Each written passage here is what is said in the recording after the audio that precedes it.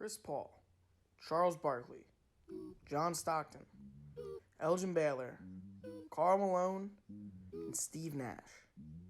What do these 6 players have in common? All of them are or will be in the Hall of Fame, generational talents across the board, and all amazing in their own respect, but what really sets them apart from other greats? It's the fact that none of them have won a championship in their career. Now let's look at 3 of those players: Chris Paul, Steve Nash, and Charles Barkley. What's something else that they have in common?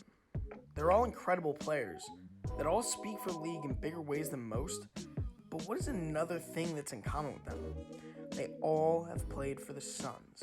Now, I'm not really adding CP3 because he hasn't even been there for a full season, but I think based off some of the talent they've had, something is wrong with the Phoenix Suns organization and how they cannot produce a championship, and that's what I'm going to get into today. What's going on, guys? I just hit 800 subs. I'm so thankful for each and every one of you guys who have joined me on this incredible journey, and we're not even close to done yet. We're on the road to 1,000 subs, so if this is your first video of mine, hit that subscribe button. And I do also want to touch on 2 things. I've not uploaded in 2 weeks. I apologize for that dearly. I'm in season with track, a bunch of stuff's good. My job, everything is just insane. And also, the other thing I want to get into, it was weird. I wrote the script a week ago, and since then, Elgin Baylor has died. Rest in peace, Elgin Baylor, one of the greats to never win a championship, one of the greats just to play in the NBA in general. Just wanted to get that out of the way.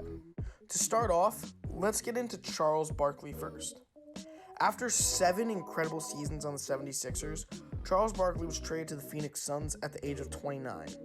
In 4 seasons with the Phoenix Suns, he averaged 23.4 points per game, 11.5 rebounds per game, both incredible numbers for his time there. In his first year there, the Suns went 62-20, one of the best records in the NBA, and good enough for the first seed in the Western Conference. They beat out the Los Angeles Lakers 3-2 in the first round, beat the San Antonio Spurs 4-2 in the second round, and beat the Seattle Supersonics in the third round in a 7-game series. All 3 of those teams were incredible and could have honestly went all the way, but the Suns bested each and every one of them. The issue came in the NBA Finals against a hot Michael Jordan Bulls. Charles Barkley and the Suns played incredible, but lost 4-2 in the finals against an elite Jordan Bulls. In his second year, they finished 56-26 and lost in the second round of the playoffs to the Houston Rockets. In his third year, they went 59-23, another impressive season, but once again lost to the Houston Rockets in the second round. In his final season, they went 41-41, a huge drop-off in record, and lost in the first round of the playoffs. Now, you can say he didn't go far with them because he was aging, or because he faced a prime MJ, or because it was the time the West talent began to boom. But as much as those all play a part, it isn't the full story. None of the other players on the team with Barkley were even close to his caliber, and the Suns were unable to give Chuck any help on this team. If Charles had a second star on this team, who knows how far they could have gone. Maybe Jordan would be 5-1, but it's all a mystery. The next person I want to get into is Steve Nash. Steve Nash was drafted by the Suns, then traded away to Dallas after 2 seasons, but then returned to Phoenix after 6 seasons with a prime Dirk. In his 10 seasons total on the Suns, Steve Nash was a 5-time assist champion, a 2-time MVP, and became one of the best passers in NBA history on this team. He averaged 14.4 points per game, 9.4 assists per game, all while shooting 43% from the 3-point line. His first seasons after the Mavericks let him go back, they went 62-20. Sound familiar? They went on to lose in the Western Conference Finals to the Spurs 1-4 in the series. In the next year, they went 54-28 and lost to the Mavericks in the Western Conference Finals. The next season, they went 61-21, no finals appearance. Next one, 55-27, lost in the first round. Year after that, 46-36, didn't even make the playoffs.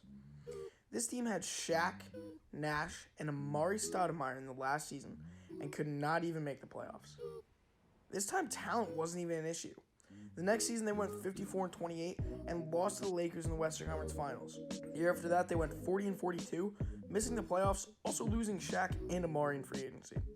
But they did add Vince Carter. The season after that, they went 33-33 in the lockout, and you get the picture. You have a prime 2-time MVP Steve Nash, Amari Stoudemire, and Shaq, and couldn't even make the finals once. I get that the Lakers were there, but still, they didn't have Shaq, and they should have been able to. 10 seasons wasted for Steve Nash. The point I'm trying to make is that this is not the players' fault. You had Charles Barkley playing by himself without winning a single ring, and Steve Nash with an incredible supporting cast and not being able to do anything with it.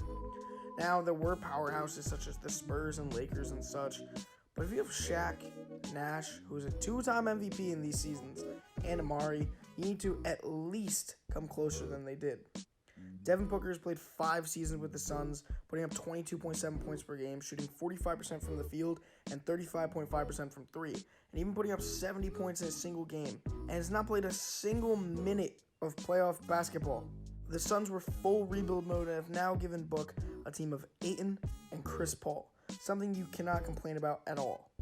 The Suns at the time of recording are 2nd seed in the West behind the Jazz at 28-13 and have a serious chance of being a dark horse playoff contender, and we will see what happens. Maybe they can give CP3 a ring, or maybe they'll waste the end of his career, as well as a prime Booker we're watching right now. You can make the argument that they had bad luck with years and super teams, but to have one finals appearance since 1990 is just sad with all the talent they've had. But we will see what they do this year, and I hope to watch Booker and CP3 win their first rings. That's all for the video, guys. I hope you guys really enjoyed this video. Please click the subscribe button if this is your first video. We are on the road to 1,000 subscribers, like I said. Like up the video, comment how you feel about the Suns organization, what they'll do this year, and also give my Instagram, Twitter, all that jazz a follow down below. That's all, guys. Love all of you. Peace out. Stay safe.